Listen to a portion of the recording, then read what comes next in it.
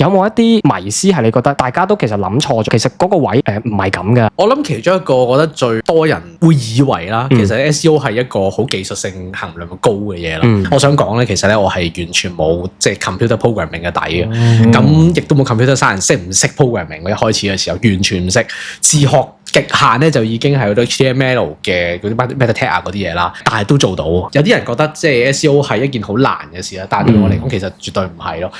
你唔需要一啲好 tag 嘅背景，你都可以做到好 SEO 咯。台灣有個男仔出咗2本書，Jimmy Cole 係啊 Jimmy Cole 係啊，佢真係純用 content 去行，佢自己都講佢自己唔係 tag 嘅背景，佢係真係好鑽研個產品。當然啦，佢可能最後咧就會有少少即係 SEO 嘅 fine tune，但係佢真係唔係技術背景咯。而呢個我覺得係好多人一聽到 SEO 就係叫哇皺晒眉頭啊！因為關網站事可能真係SEO 喺網站入邊發生啦，就有呢方面嘅個諗法。